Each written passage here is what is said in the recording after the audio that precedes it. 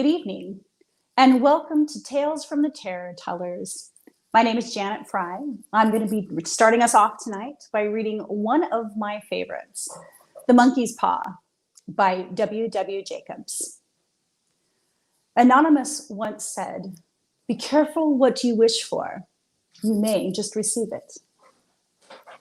Outside, the night was wet and cold, but in the small living room, the curtains were closed and the fire burned brightly. Father and son were playing chess as the white-haired old lady knitted quietly by the fire. "Listen to the wind," said Mr. White. "I should hardly think he'll come tonight." "Oh, there he is," said Herbert White as the gate banged shut loudly and heavy footsteps came toward the door. The old man rose quickly and, opening the door, was heard telling the new arrival how sorry he was for his recent loss. The new arrival talked about his sadness, so that Mrs. White said, "Tut, tut," and coughed gently as her husband entered the room, followed by a tall, heavy-built, strong-looking man whose skin had the healthy reddish color associated with outdoor life and whose eyes showed he could be a dangerous enemy. "Sergeant Major Morris," he said, introducing him to his wife and his son Herbert. The sergeant major shook hands and, taking the offered seat by the fire, watched with satisfaction as Mr. White took out whiskey and glasses. After the third glass, his eyes got brighter and he began to talk.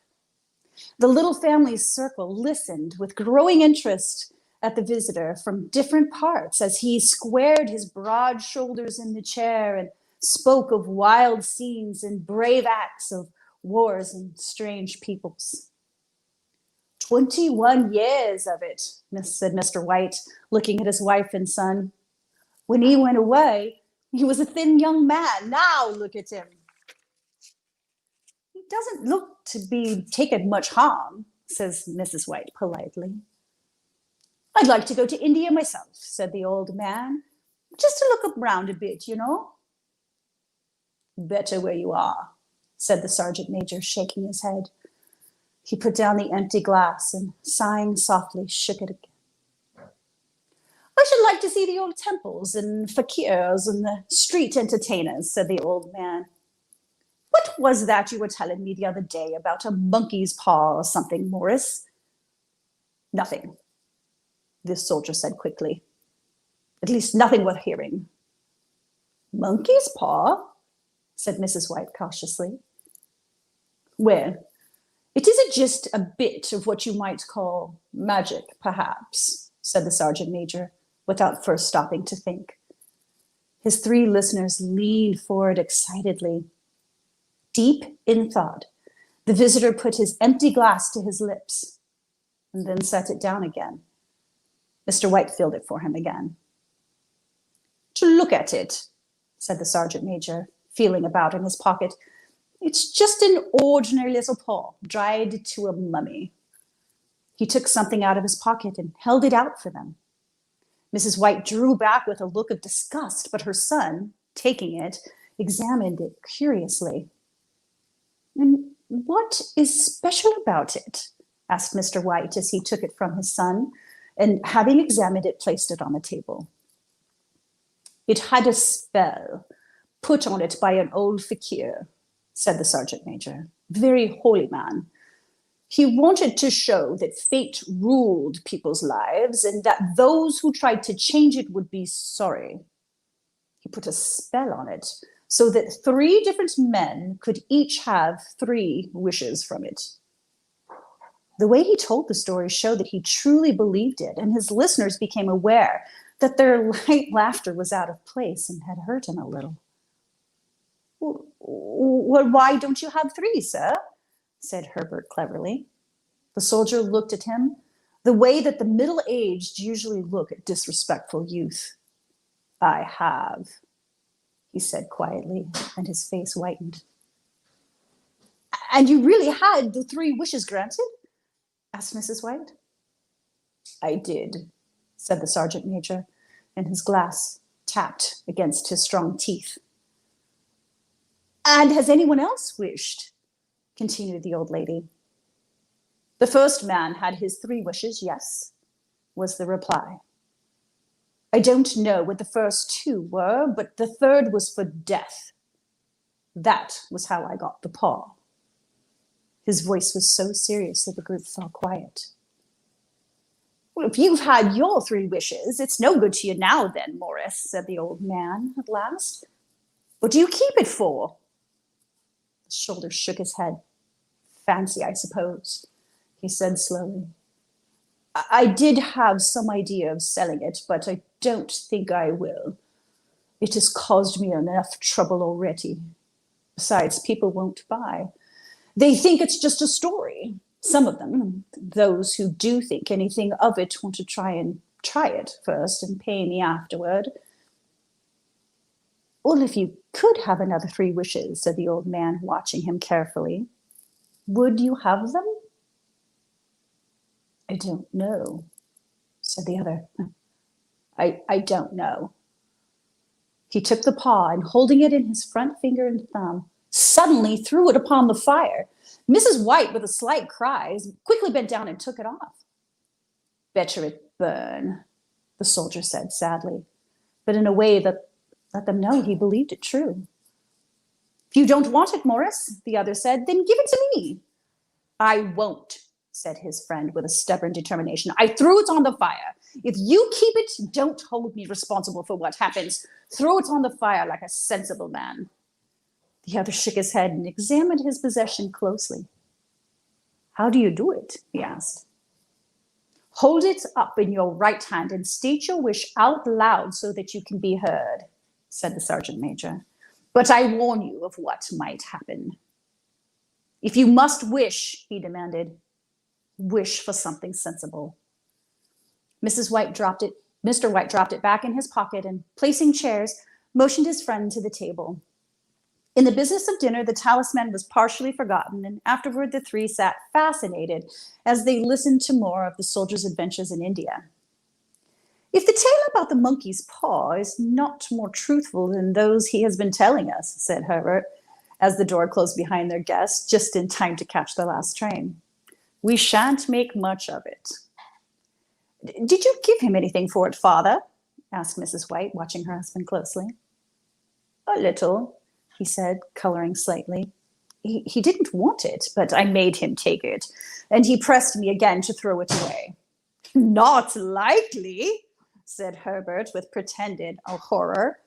Why, we're going to be rich and famous and happy. Smiling, he said, wish to be king, father, to begin with. Then mother can't complain all the time.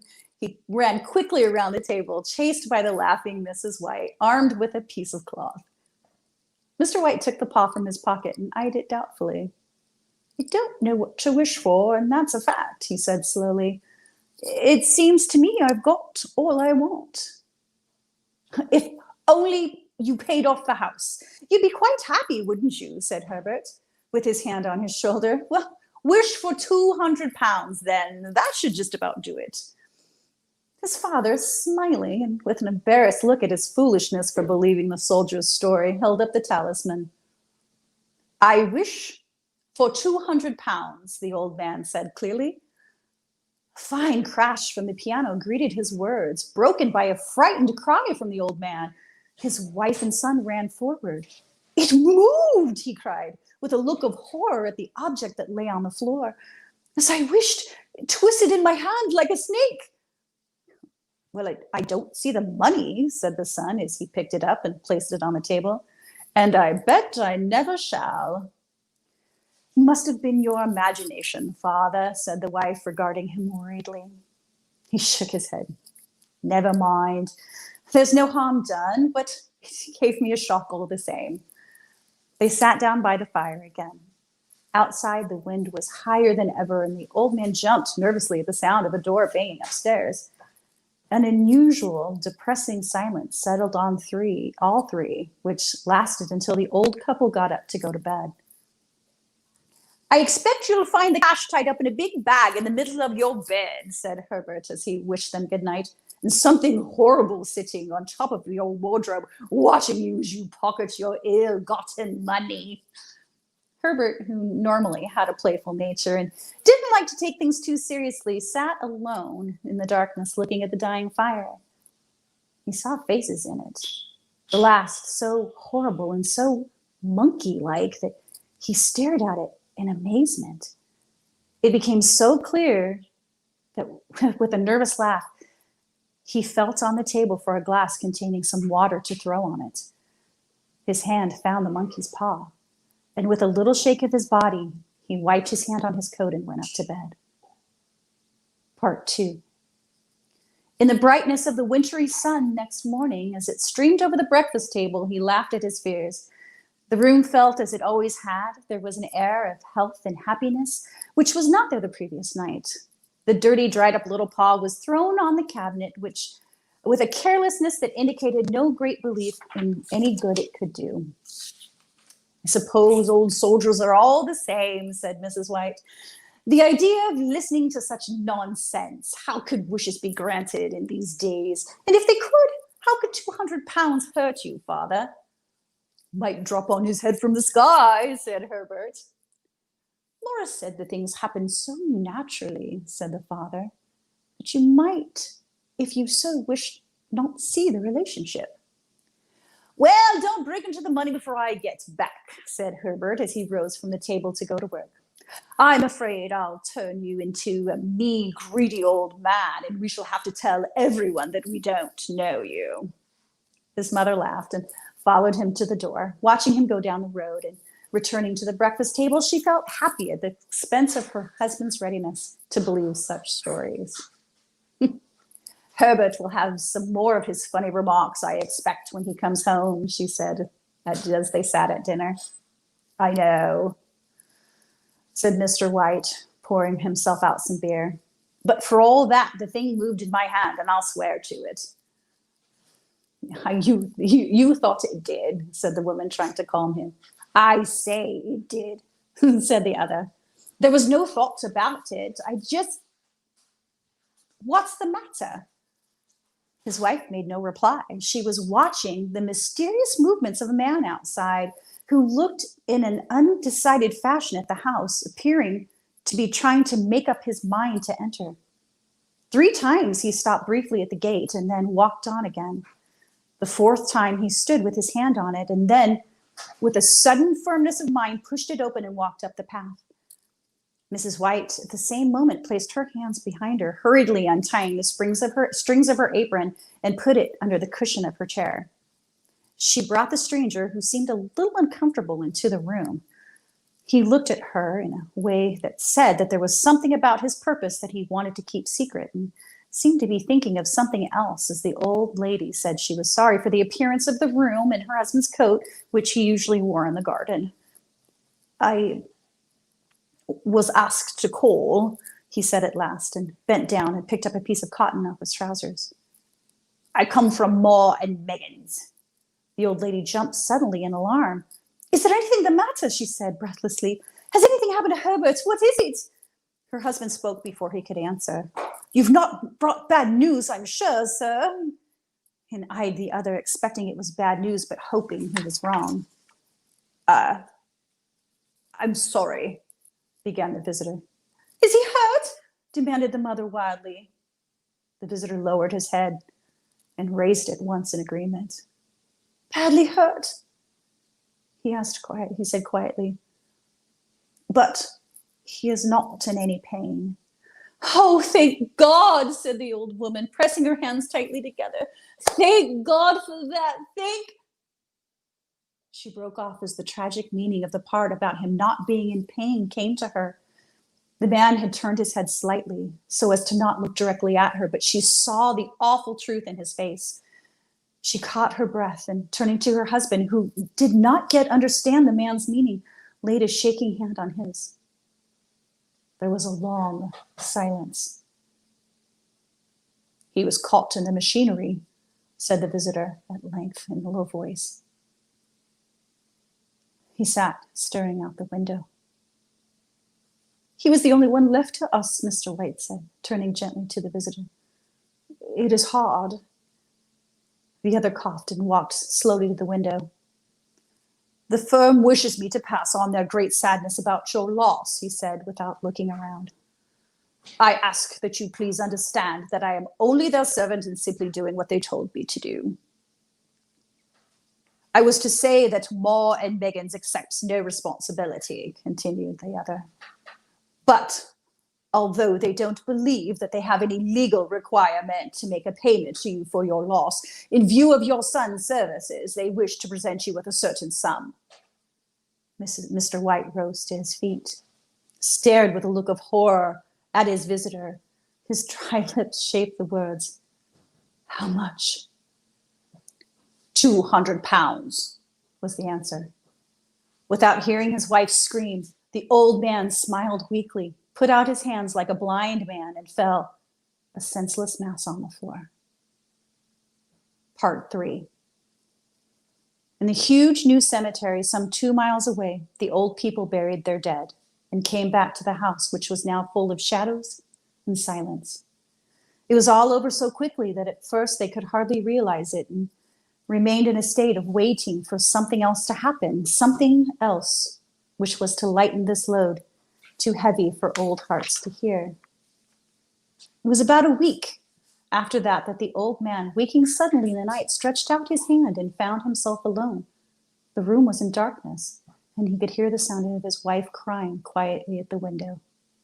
"Come back," he said tenderly. "You will be cold." "'Tis colder for my son," said the old woman, who began crying again.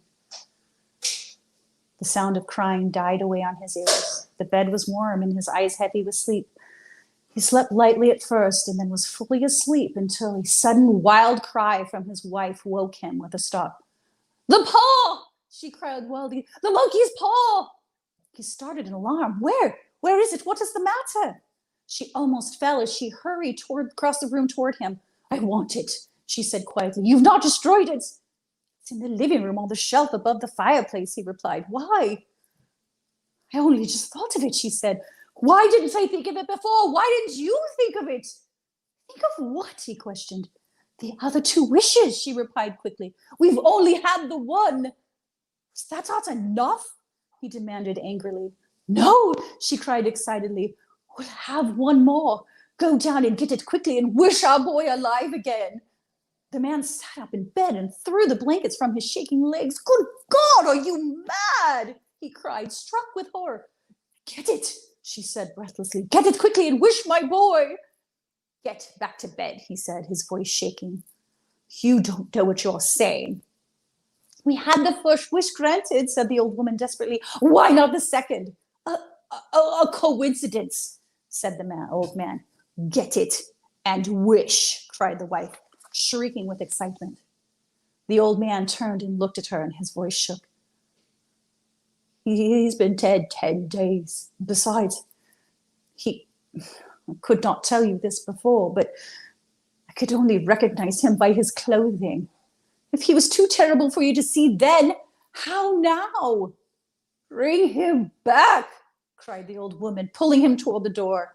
"Don't you think I fear the child that I have nursed? Could I?" He went down in the darkness and felt his way into the living room and then to the fireplace. The talisman was in its place on the shelf, and then a horrible fear came over him that the unspoken wish might bring the broken body of his son before him before he could escape the room. He caught his breath as he found that he had lost the direction of the door, his forehead cold with sweat. He felt his way around the table, along the walls, until he found himself at the bottom of the stairs with the evil thing in his hand. Even his wife's face seemed changed as he entered the room. It was white and expectant, and to his fears seemed to have an unnatural look upon it. He was afraid of her. "Wish," she said in a strong voice. "'Tis foolish and wicked," he replied weakly. "Wish," repeated his wife. He raised his hand. "I wish my son alive again." The talisman fell to the floor, and he looked at it fearfully. Then he sank into a chair, and the old woman with burning eyes walked to the window and opened the curtains. He sat until he could no longer bear the cold, and looking up from time to time at the figure of his wife staring at the window. The candle, which had almost burned at the bottom, was throwing moving shadows around the room.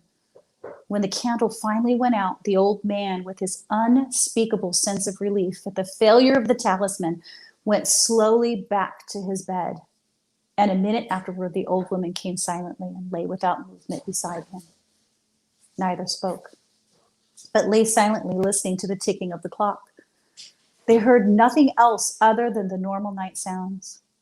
The darkness was depressing, and after lying for some time, building up his courage, the husband took the box of matches and, lighting one, went downstairs for another candle. At the foot of the stairs, the match went out, and he stopped to light another, and at the same moment, a knock sounded on the front door.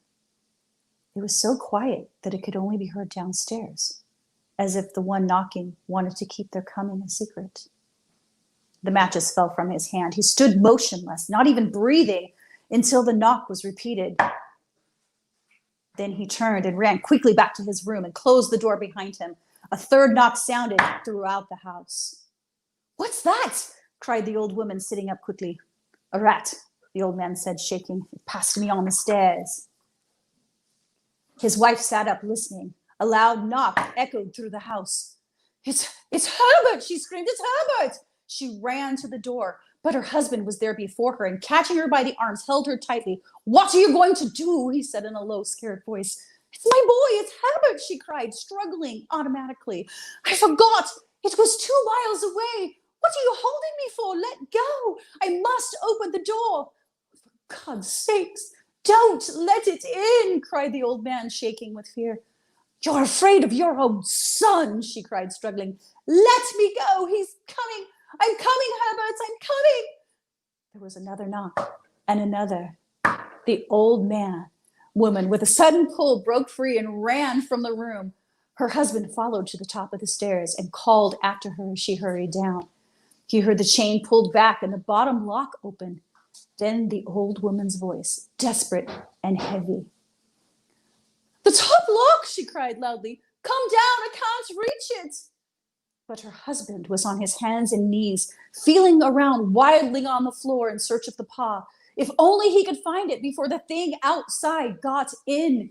The knocks came very quickly now, echoing through the house, and he heard the noise of his wife moving a chair and putting it down again against the door. He heard the movement of the lock as it began to open, and at the same moment, he found the monkey's paw and frantically breathed his third and last wish. The knocking stopped suddenly, although the echoes of it were still heard in the house. He heard the chair pulled back and the door opened. The cold wind blew up the staircase, and a long, loud cry of disappointment and pain from his wife gave him the courage to run down to her side and then to the gate. The streetlight opposite shone on a quiet and deserted road. The end.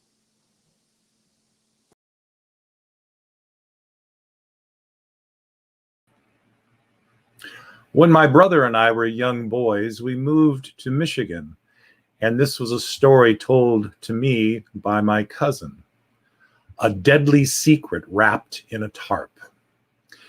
This happened when I was a teenager living on the outskirts of a Midwestern town with my uncle and his wife. Everything was boring back then, and there was nothing to do for a girl who was homeschooled after her parents passed away. My uncle and aunt were great, as they often left me alone to get wasted.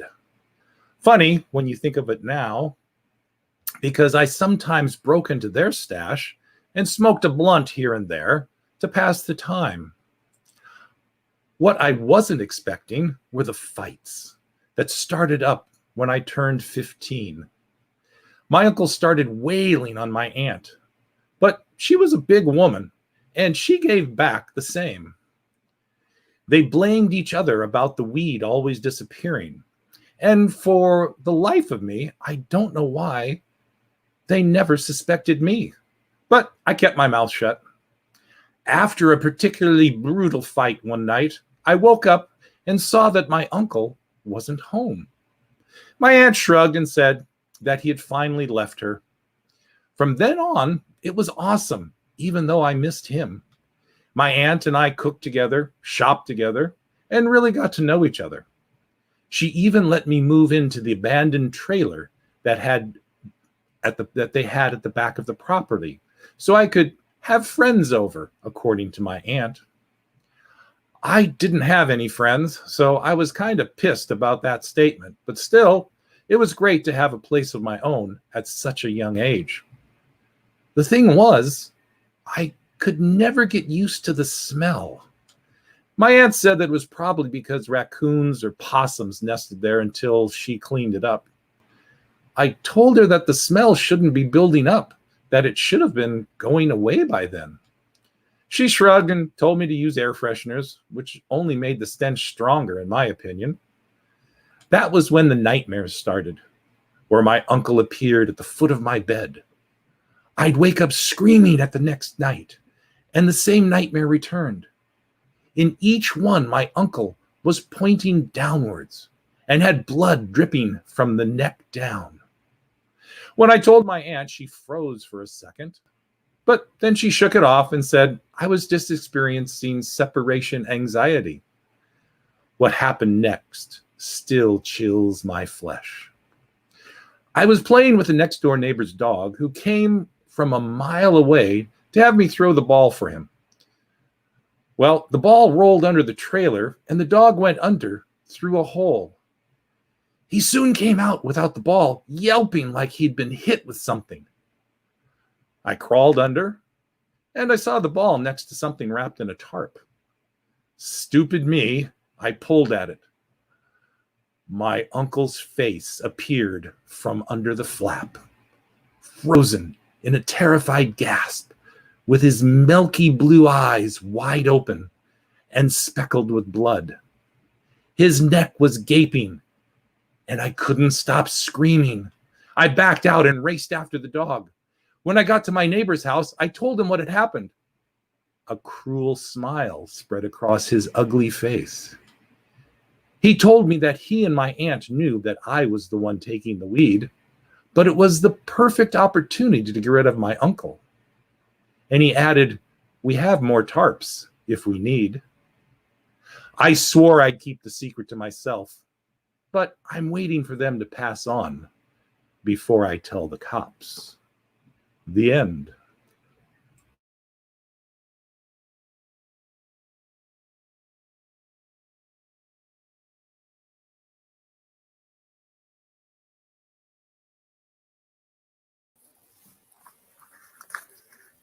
And now a poem from one of the creators of the American Gothic, Edgar Allan Poe. This is Annabel Lee. It was many and many a year ago, in a kingdom by the sea, that a maiden there lived whom you may know by the name of Annabel Lee. And this maiden, she lived with no other thought than to love and be loved by me. I was a child, and she was a child, in this kingdom by the sea. But we loved with a love that was more than love, I and my Annabel Lee, with a love that the winged seraphims of heaven coveted her and me. And this was the reason that, long ago, in this kingdom by the sea, a wind blew out of a cloud, chilling my beautiful Annabel Lee. So that her high-born kinsman came and bore her away from me, to shut her up in a sepulchre in this kingdom by the sea. The angels, not half so happy in heaven, went envying her and me. Yes, that was the reason, as all men know in this kingdom by the sea, that the wind came out of the cloud by night, chilling and killing my Annabel Lee. But our love, it was stronger by far than the love of those who were older than we, of many far wiser than we. And neither the angels in heaven above, nor the demons down under the sea, can ever dissever my soul from the soul of the beautiful Annabel Lee. For the moon never beams without bringing me dreams of the beautiful Annabel Lee. And the stars never rise, but I feel the bright eyes of the beautiful Annabel Lee. And so, all the night tide, I lie down by the side of my darling, my life and my bride, in her sepulchre there by the sea, in her tomb by the sounding sea.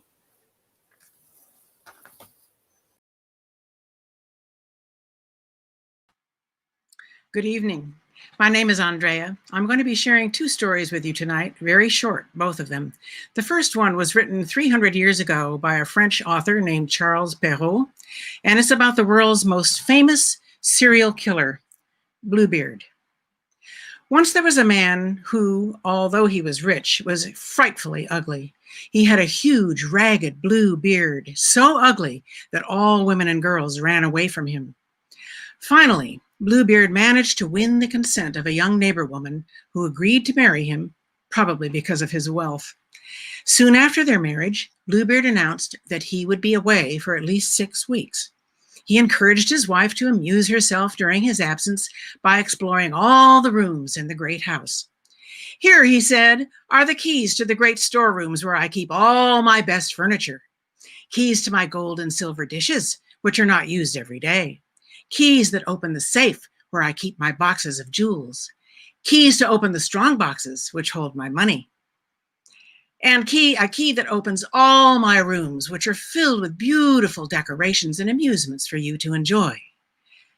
But this little key here is the key to the closet at the end of the great hall on the ground floor. Open every door to every room, except that little closet, which I forbid you to open, or you will be very sorry. Do you understand me? His young wife promised to obey. Bluebeard departed on his journey. The wife, after exploring all the magnificent rooms, was overcome by curiosity about the forbidden closet and could not resist opening the door with the little key. Immediately, a foul odor struck her face. At first, she could not see anything plainly, but as her eyes adjusted to the dim light, she realized that the floor was all covered with clotted blood, on which lay the rotting corpses of several dead women. She was horrified as she realized these were all former wives whom Bluebeard had married and murdered one after another. Trembling uncontrollably, she accidentally dropped the key on the floor. She immediately picked it up, locked the door, and fled upstairs to recover from her shock. Then she noticed that the key to the closet was stained with blood. No amount of rubbing would remove the stain. Fearfully, she awaited her husband's return. Bluebeard returned unexpectedly that very night, and she pretended to be pleased. The next morning, he asked for the keys, which she gave him, trembling. "What?" he said. "Where is the key to my closet?" I must have left it upstairs," she said. "Go and get it," ordered Bluebeard. She did. He examined the key carefully. "Why is there blood on this key?" "I do not know," cried the poor woman, paler than death. "You do not know?" roared Bluebeard. "I know very well.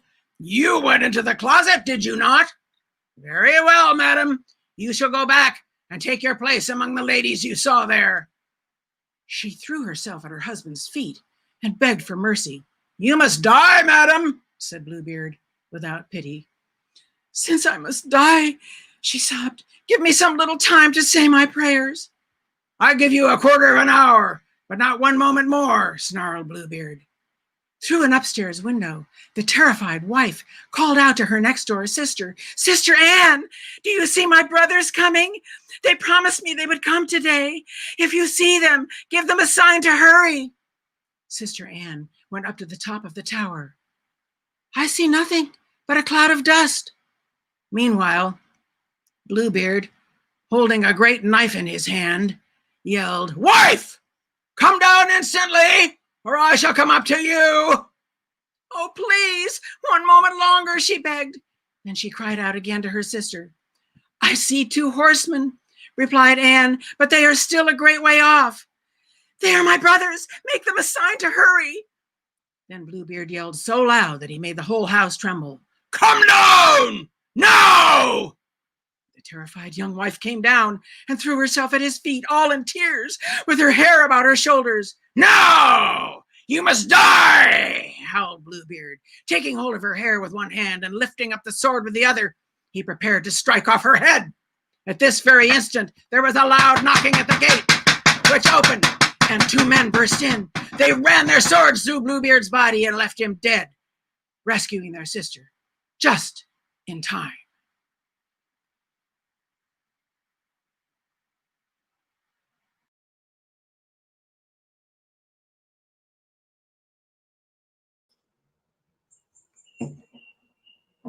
Hello from Sue. I'm here to wish you a good evening with a few limericks in offering. A witch on her broom handle writing said, "For 52 weeks I've been hiding, but on Halloween night I'm allowed a short flight, and so earthward my course I am guiding." So if your conduct is proper and right, then the spooks upon Halloween night, should they happen to call, will not harm you at all, and the witches will quickly take flight. So I hope you will not be afraid of the witches you see on parade. They are excellent folk, but delight in a joke, for that's just the way they are made. The end.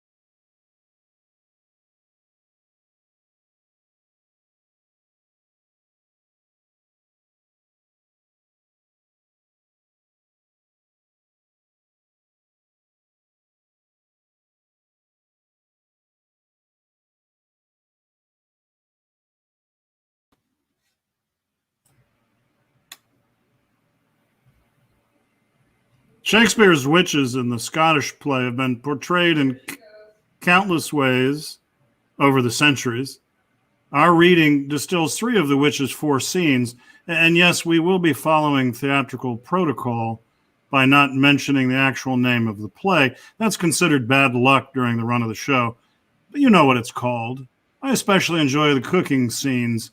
They're recipes you may want to try at home. And during this Halloween season, be careful taking advice or reading too much into anything you hear from witches you may encounter along the way. When shall we 3 meet again? In thunder, lightning, or in rain? When the hurly-burly's done, when the battle's lost and won. That will be ere the set of sun. Where the place? Upon the heath. There we meet Macbeth. I come, grey Malkin. Fair is foul, and foul is fair. Hover through the fog and filthy air. Where hast thou been, brother? Killing swine. Brother, where thou? A sailor's wife had chestnuts in her lap, and munched, and munched, and munched. Give me, quoth I. Aroint thee, rich. The rump-fed Runyon cries. Her husband's to Aleppo gone, master o' the tiger. But in the sheath I'll thither sail, and like the rat without a tail, I'll do, and I'll do. I'll give thee wind, thou art kind. and I another. I myself have all the other, and the very ports they blow, all the quarters that they know in the shipman's card. I will drain him dry as hay. Sleep shall neither night nor day hang upon his penthouse lid. He shall live a man forbid, where he's 7 nights 9 times 9. Shall he dwindle, peak, and pine? Though his bark cannot be lost, yet it shall be tempest tossed. Look what I have. Show me, show me. Here I have a pilot's thumb, wrecked as homeward he did come. A drum, Macbeth doth come.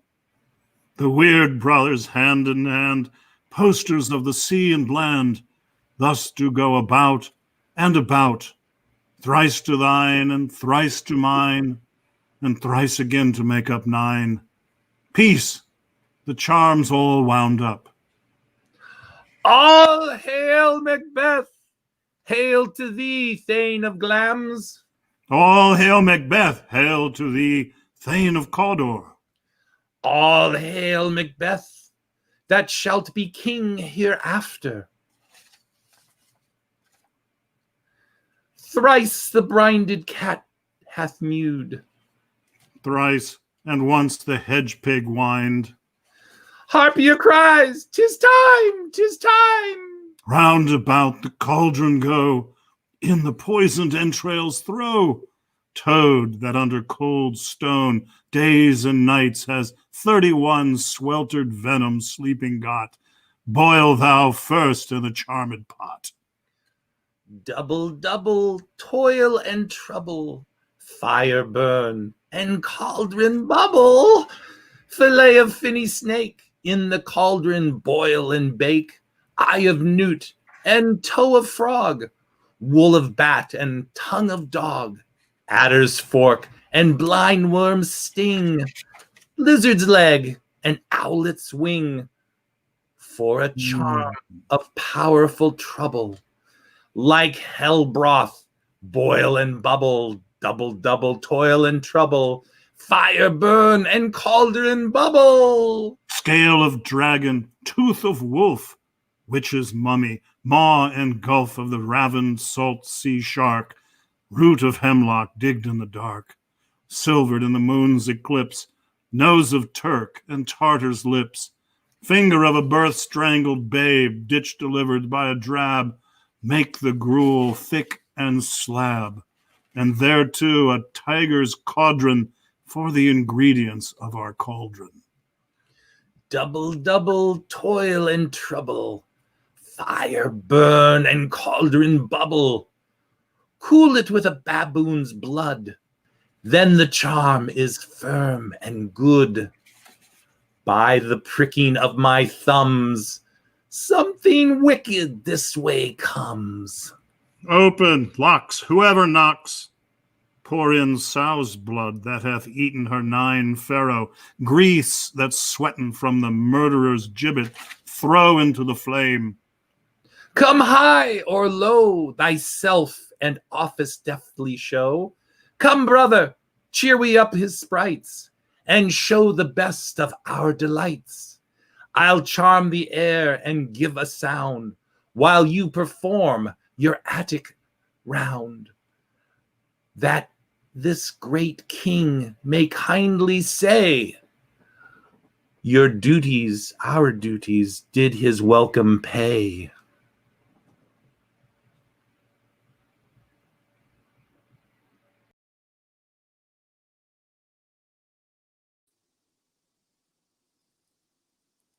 The Cask of Amontillado by Edgar Allan Poe. Fortunato had hurt me 1,000 times, and I had suffered quietly. And then I learned that he had laughed at my proud name, Montresor, the name of an old and honored family. I promised myself that I would make him pay for this, that I would have my revenge. You must not suppose, however, that I spoke of this to anyone. I would make him pay, yes, but I would act only with the greatest care. I must not suffer as a result of my revenge. A wrong is not made right in this manner.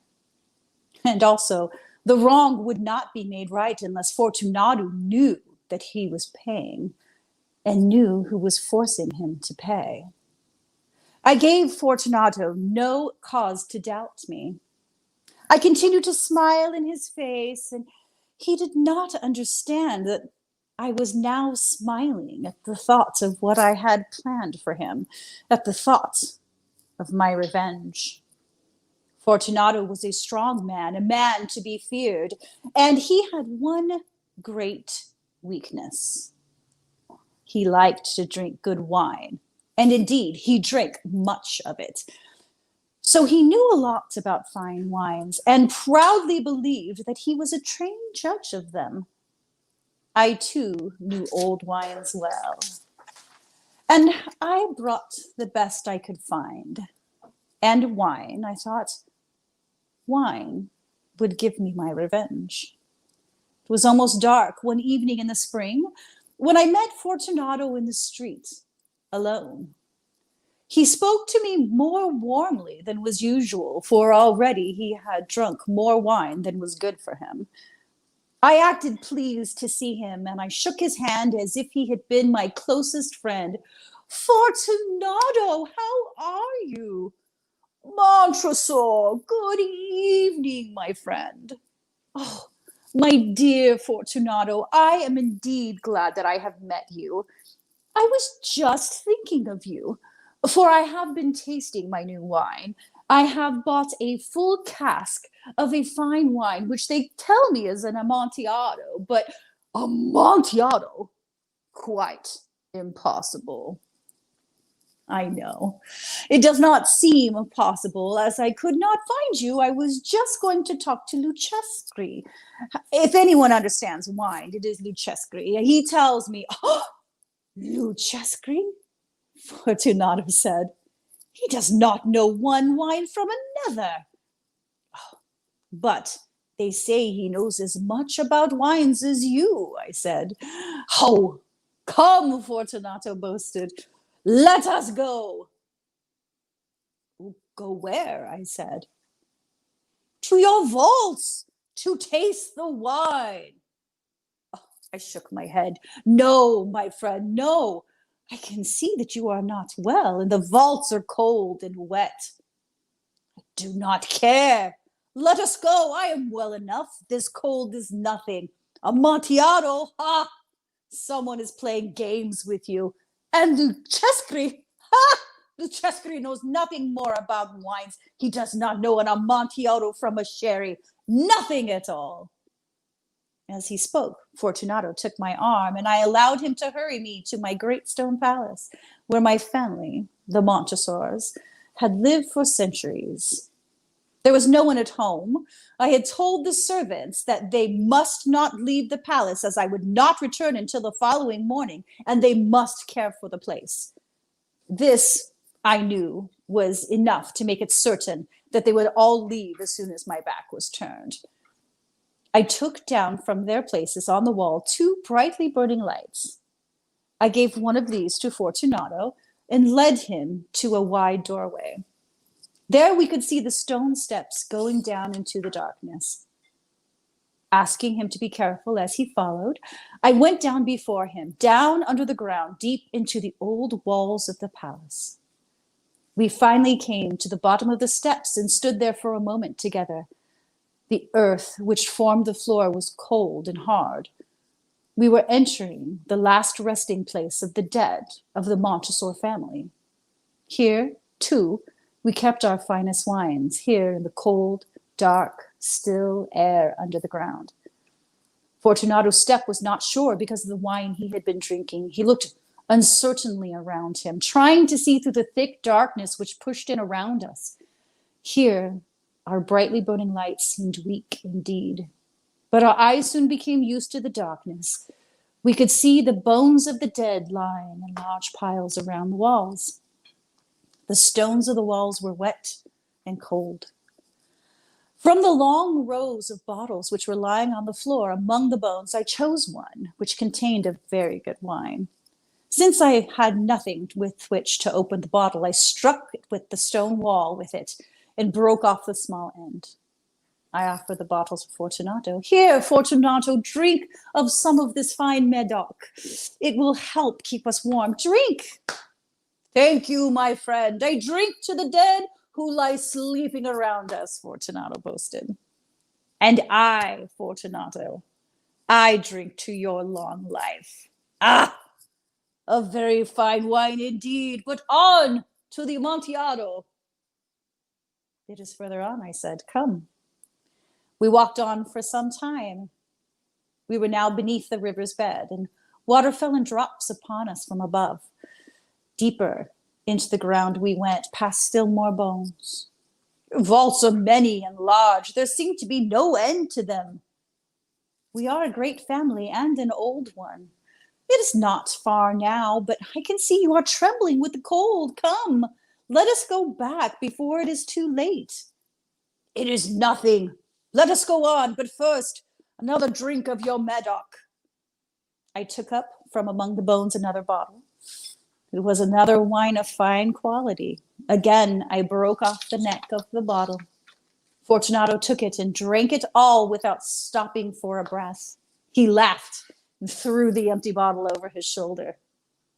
We went on, deeper and deeper into the earth. Finally, we arrived at a vault in which the air was so old and heavy that our lights flickered and nearly died. Against three of the walls, there were piles of bones higher than our heads. From the fourth wall, someone had pulled down all the bones, and they were spread all around on the ground. In the middle of the wall was an opening into another vault, if you could even call it that, a little room about 3 feet wide, 6 or 7 feet high, and perhaps 4 feet deep. It was hardly more than a hole in the wall. Go on, I said, go on. The Amontillado is in there. Fortunato continued to go forward uncertainly. I followed him immediately. Soon, of course, he reached the back wall. He stood there for a moment facing the wall, surprised and wondering. In the wall, there were 2 heavy iron rings. A short chain was hanging from one of them and a lock from the other. Before Fortunato could guess what was happening, I closed the lock and chained him tightly to the wall. I stepped back. Fortunato, I said, put your hand against the wall. You must feel how the water runs over it. Oh, once more I ask you, please, will you not go back? No? If not, then I must leave you. But first I must do everything I can for you. But the Amontillado. Ah, yes, indeed, the Amontillado. As I spoke these words, I began to search among the bones. Throwing them to one side, I found the stones which earlier I had taken down from the wall. Quickly, I began to build the wall again, covering the hole where Fortunato stood trembling. Montresor, what are you doing? I continued working. I could hear him pulling at the chain, shaking it wildly. Only a few stones remained to be put in their place. Montresor, this is a very good joke indeed. Many times we will laugh about it. We will drink our wine together, yes? Of course, I said, as we drink the Amontillado. But is it not late? Should we not be going back? They will be expecting us. Let us go. Yes, let us go. As I said this, I lifted the last stone from the ground. Montresor, for the love of God. Yes, I said, for the love of God. I heard no answer. Fortunato, I cried. Fortunato! I heard only a soft, low sound, a half cry of fear. My heart grew sick. It must have been the cold. I hurried to force the last stone into position, and I put the old bones again in a pile against the wall. For half a century, No human hand has ever touched them. May he rest in peace.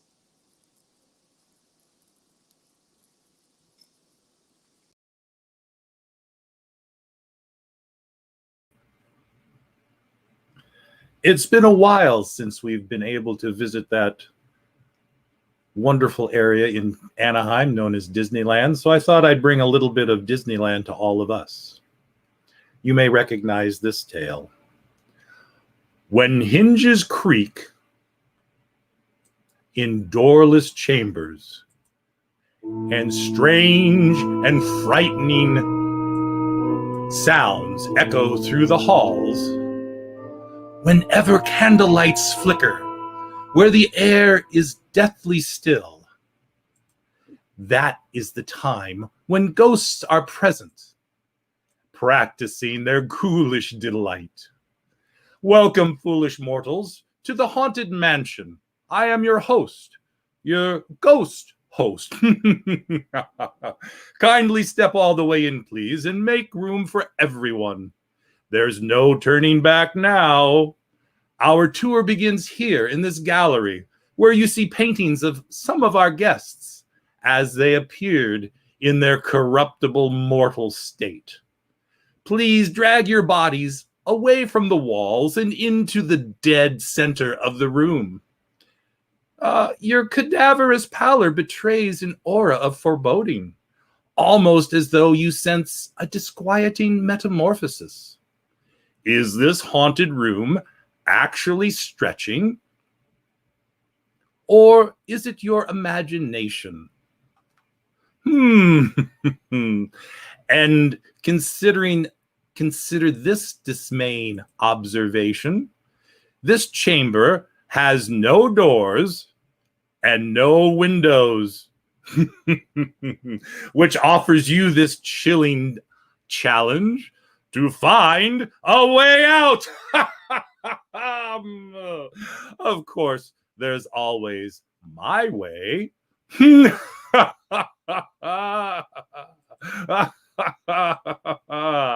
Yes.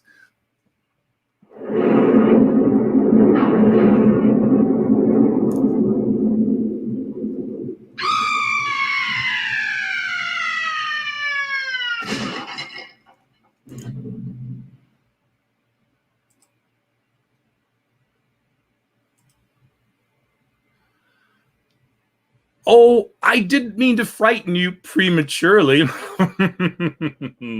The real chills come later. Now, as they say, look alive, and we'll continue our little tour. And let's all stay together, please. There are several prominent ghosts who have retired here from creepy old crypts all over the world. Actually, we have 999 happy haunts here. But there's room for 1,000. Any volunteers? If you insist on lagging behind, you may not need to volunteer. We find it delightfully unlivable here in this ghostly retreat. Every room has wall-to-wall creeps and hot and cold running chills. Shh! Listen, listen. Serpents and spiders, tail of the rat. Call in the spirits wherever they're at. Rap on a table, it's time to respond. Send us a message from somewhere beyond. Goblins and ghoulies from last Halloween. Awaken the spirits with your tambourine. Creepies and crawlings, toads in a pond. Let there be music from regions beyond. Wizards and witches, wherever you dwell, give us a hint by ringing a bell. The happy haunts have received your sympathetic vibrations and are beginning to materialize. They're assembling for a swinging wake. They'll be expecting me. I'll see you a little later. When crypt doors creak and tombstones quake, spooks come out with a swinging wake. Happy haunts materialize, begin to vocalize. Grim grinning ghosts come out to socialize. Now don't close your eyes and don't try to hide, for a silly spook may sit by your side, shrouded in a daft disguise. They pretend to terrorize. Grim grinning ghosts come out to socialize. As the moon climbs high o'er the dead oak tree, spooks arrive for the midnight spree. Creepy creeps with eerie eyes start to shriek and harmonize. Grim grinning ghosts come out to socialize. When you hear the knell of the requiem bell, weird glows green where the spirits dwell. Restless bones etherealize, rise up spooks of every size. Oh, there you are, and just in time. There's a little matter I forgot to mention. Beware of hitchhiking ghosts. They have selected you to fill our quota. They'll haunt you until you return, or ghost will follow you home. If you'd like to join our jamboree, there's a simple rule that's compulsory. Mortals pay a token fee. Rest in peace, the haunting's free. So hurry back, we would like your company. Hurry back, hurry back. Be sure to bring your death certificate if you decide to join us. Make final arrangements now. We've been dying to have you.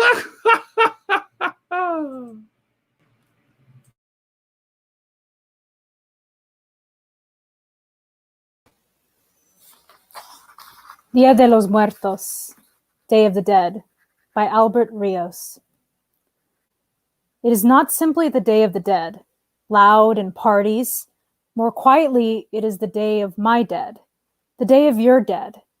These days, the neon of it all, the big teeth and laughing skulls, the post-calacas and catrinas, and happy dead people doing funny things. It's all in good humor.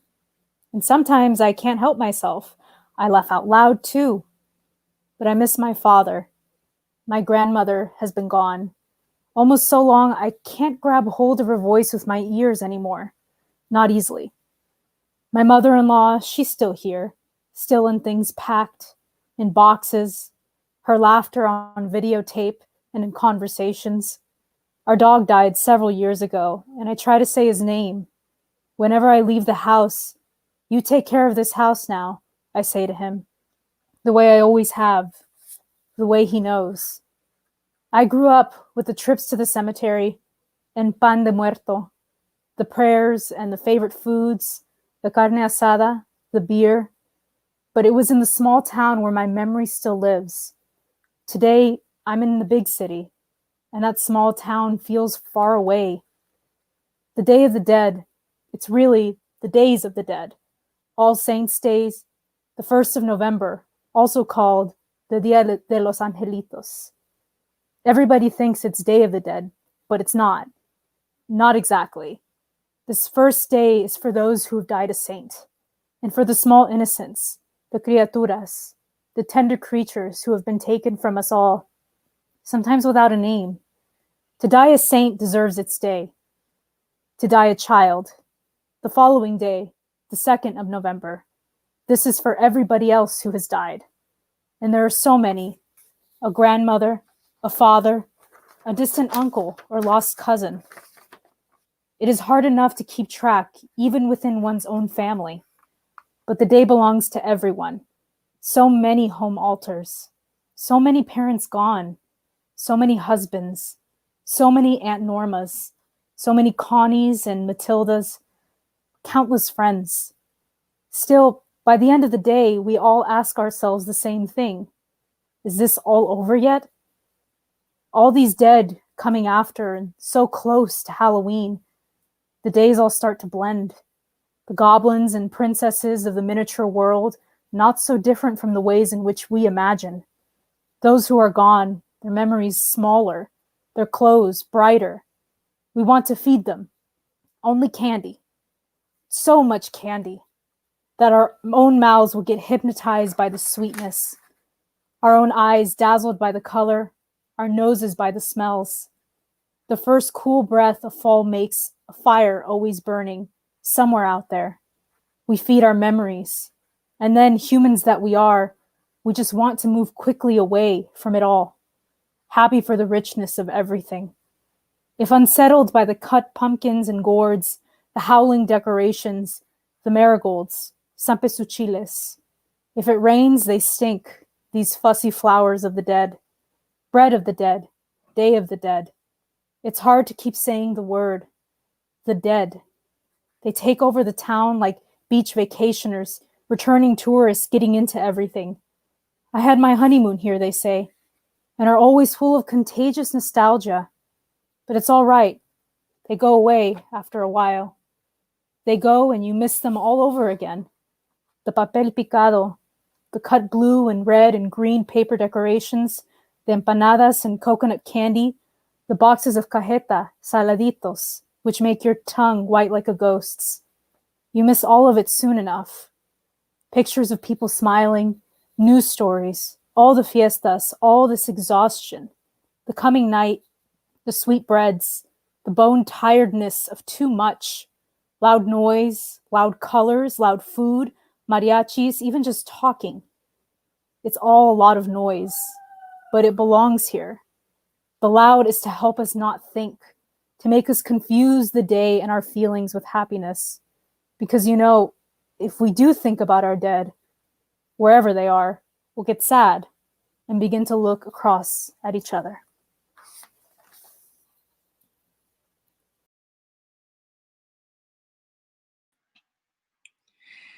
My second story was written 100 years ago by an English author whose real name was H.H. Munro, but who is more commonly known as Saki. This is a story about two men whose hatred for each other resulted in the worst possible outcome. It's called The Interlopers. In a dark forest, Ulrich stood on a winter night, watching and listening in quest of his enemy, his neighbor Georg. Ever since the two were boys, they had been part of a 3-generation family feud over ownership of this forest land. Ulrich wandered far down the steep slopes, peering through the tree trunks and listening through the whistling wind for poachers. If only he might come across Georg, man to man, with none to witness, and as he stepped around the trunk of a huge tree, he came face to face with the man he sought. The two enemies stood glaring at one another. Each had a rifle in his hand, hate in his heart, and murder uppermost in his mind. As the two men stood glowering at each other, there was a splitting crash over their heads, and a falling tree thundered down on them. Ulrich was helplessly trapped, both legs pinned beneath the fallen trunk. His heavy boots had saved his feet from being crushed, but he could not move till someone would come to release him. At his side, so near that he could almost touch him, lay Georg, alive and struggling, but obviously helplessly pinned. "So, you're not killed, but you're caught anyway," laughed Georg. "What a joke! Trapped in your stolen forest. Serves you right." "I'm caught in my own forest land," retorted Ulrich. "When my men come to release us, you will wish you had not been caught poaching on my land." "I have men too, close behind me, and they will be here first. When they drag me out from under these branches, they might just roll this trunk right over on top of you. Your men will find you dead under a fallen tree." "My men had orders to follow in 10 minutes' time," said Ulrich.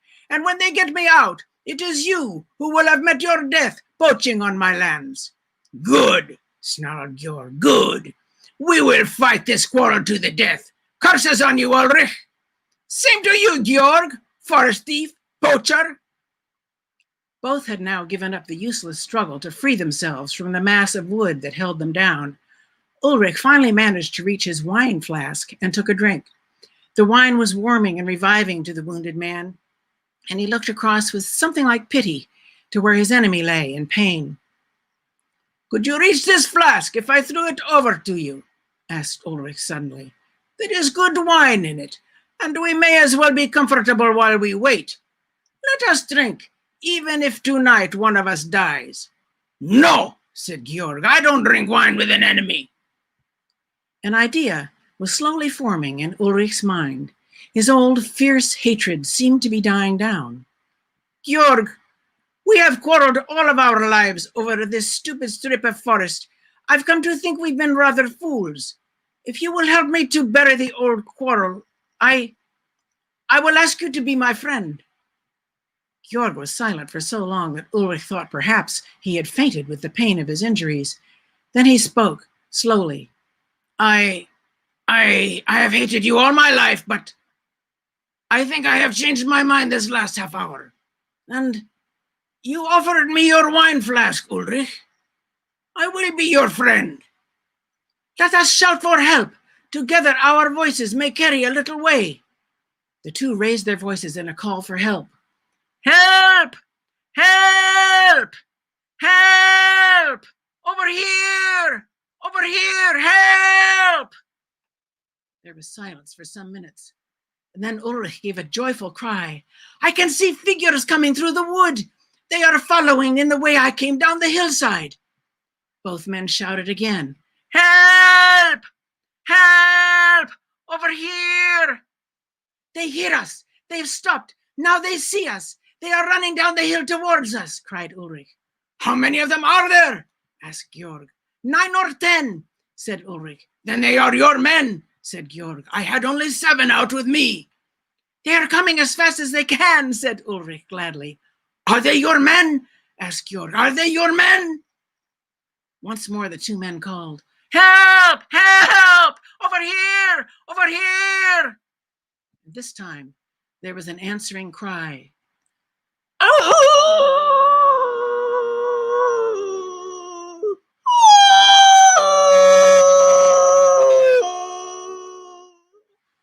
Oh no! Oh no!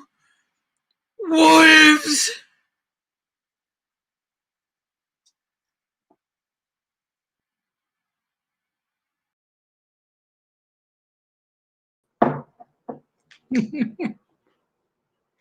Old Witch Mary, quite contrary, how does your garden grow? With moss and slime, and poisonous vine, and toadstools all in a row. Cried a witch to her cat, we must go and visit those people below, who say that they doubt us, yet can't do without us. They're the most inconsistent I know. And for our friend Jack, they chose me from all the others. That's the best one, they said. And they carved me out a face and put a candle in my head. They set me on the doorstep, and the night was dark and wild. And when they lit the candle, I smiled and smiled and smiled.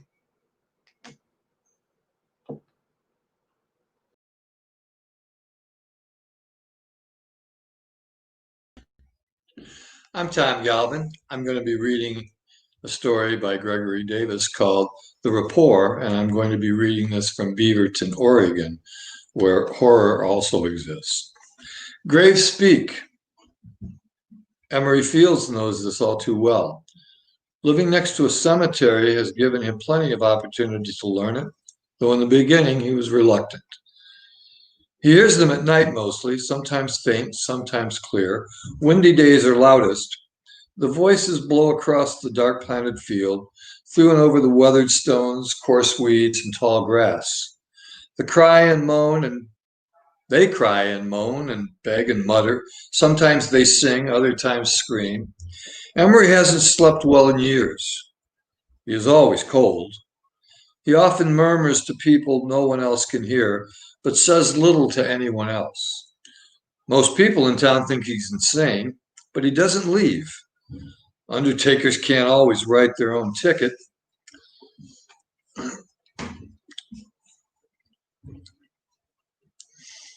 And he's grateful for the work. His grandfather used to say that when the dead speak to you louder than the living, you'll be joining them soon. But this has gone on for a long, long time, upwards of 2 decades, and Emery still walks the earth, talking and taking breath. He most often walks the earth of the cemetery itself. Although he didn't always, he now feels quite comfortable there. At home, among friends. When they speak, he speaks back. When they ask questions, he does his best to answer. When they cry, he tries to comfort them. There, he says. It's okay. We all have burdens. Sometimes Emery also asks questions. How are you doing today, dear? You might inquire of Martha Whitaker, who died along with her infant in the flu epidemic of 1918. And she might answer, if she answers at all, Gabe is hungry. And faintly, almost imperceptibly, feeble cries sometimes rise up through the rotting wood in their shared coffin, filter past the rich grave loam, and stir his slow but steady heart. Or he might ask Grover Youngquist, who died of tuberculosis in 1821, what ails you today, Mr. Youngquist? And Grover, a worrier in life and complainer in death, might answer, I fear winter has once again infiltrated the lead of my coffin. Oh, my fragile bones. Not all are friends. It took time, but Emery learned which graves to give a wide berth. Personalities rarely change in death, although just like with age, many tend to calcify. Once a grump, twice a grump, his father used to say, still says in point of fact. Emery visits him regularly at the edge of the grounds, beneath the maple tree, where he always wanted to rest forever. So Emery skirts around Mr. Murray's plot, who still yells at him to get off my lawn, like he had when Emery was a boy and Mr. Murray still lived. And he avoids Franny Millwood, who killed her husband in a fit of pique and hung for it. And he positively shuns the unmarked, but mapped, thank goodness, grave of Charlie Burns, who murdered his entire family back in 1883, and despite an unlikely acquittal, reveled in the act until his death, and now whispers vulgar threats by day and emits hair-raising laughter on dark winter nights. But most are friends, and they appreciate his simple overtures of kindness. He knows this now. For years, Emery couldn't be certain. But one night, Devil's Night to be exact, he took to bed early with a nasty flu. Most Devil's Nights he tries to stay up late to counter any pranks or nonsense, because there's always some. Tombstone tipping or spray painting at worst, but usually nothing more than toilet papering and silly string. But on the specific Devil's Night, Emery fell ill after a day of growing chills and muscle aches, headache, and crippling fatigue. He found himself simply unable to crawl from beneath his blankets, let alone walk a vigil among the rows of granite, slate, sandstone, and marble in the damp, cool air of late October. And that was the night a young man named Nate Summers, new to town, but already the proud possessor of a reputation for delinquency, decided to impress some friends by throwing a Molotov cocktail at Emery's house. It ain't enough to knock down a stone or two, it was later reported he told them. Hell, it ain't even enough to mess with the dead, the living. Mess with the living, that's the real fun. So he found a house on the edge of town, in sight of the dead, and with 3 disbelieving friends looking on, burned that house down. The fire moved fast, spreading up the back shingles to the roof before anyone could get gassed more than once, before anyone could even pull themselves away to run. And Emery, still sick inside, didn't wake up until the whole place was wreathed in flame. Instinct often trumps thought. Emery knows that now. He crawled out of his sickbed and threw himself through his bedroom window, landing flat on the kitchen roof, shivering with fever and shock, his left shoulder shattered. And when he felt himself helped to his feet, picked up and carried through the air from the smoking roof down to the safety of his side yard, He chalked that up to shock too, until he looked up and saw a skeletal, hollow-eyed woman in a rotting, antiquated dress setting him gently down on his feet. "Thank you for asking after me so often," a low voice rattled in the back of the desiccated throat. "Gotta get back to my Gabe." "You're welcome, Martha," he said without hesitating, and then she was gone. But others, lots of others, remained, creating a thick ring of decayed dust and clotting earth around 4 young men and women who were screaming the way only wounded animals scream. "You ought not to have hurt our friend," Emery heard one say, and was surprised to recognize cranky Mr. Murray as the source of the voice. We didn't mean it. Oh God, oh no, don't you, no." And then Emery passed out. Graves speak. Emery Fields knows this all too well. But he doesn't mind. No, he doesn't mind at all. Even though there are now 4 new voices that talk beneath the earth of a cemetery, sharing graves with others much longer dead. They cry mostly. Sometimes they plead and scream. But he doesn't question such things. He merely tends the grounds, grateful for the work and for other things, and sometimes speaks back.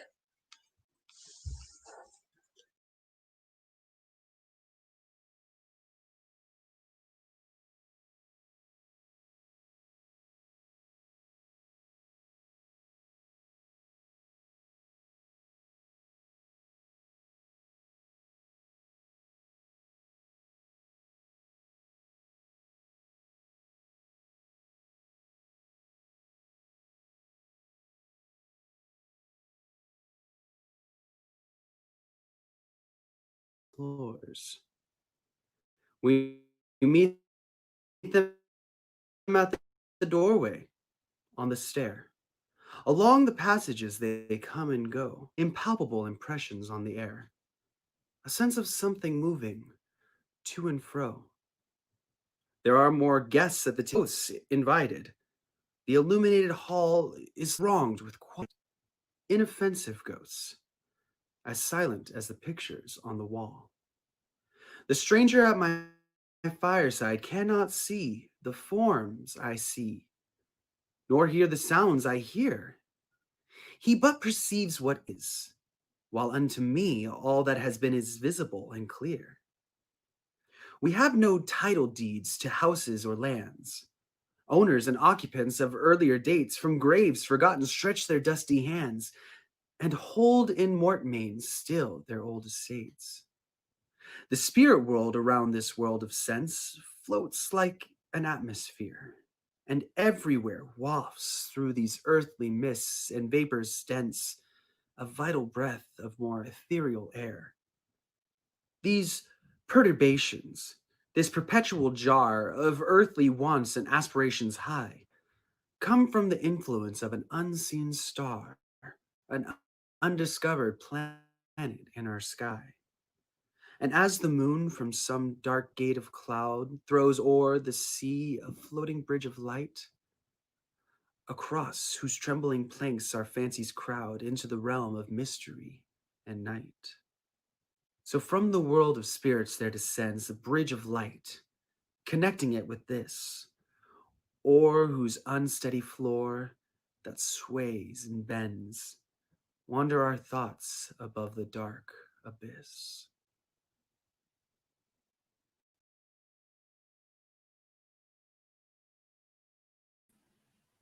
And that was the wonderful Alex Cecina reading Haunted Houses by Henry Wadsworth Longfellow. And now, last scene of all that ends these strange and eventful series of readings is a poem by an American poet from the first half of last century named Arthur Gitterman. He lived through the Spanish pandemic, the 1918 flu we've heard so much about. And there's an element of prescience, I think, in this final poem for this evening called Strictly Germ-Proof. The antiseptic baby and the prophylactic pup were playing in the garden when the bunny gambled up They looked upon the creature with a loathing undisguised. It wasn't disinfected and it wasn't sterilized. They said it was a microbe and a hotbed of disease. They steamed it in a vapor of 1,000-odd degrees. They froze it in a freezer that was cold as banished hope. And they washed it in permanganate with carbolated soap. In sulfurated hydrogen, they steeped its wiggly ears. They trimmed its frisky whiskers with a pair of hard-boiled shears.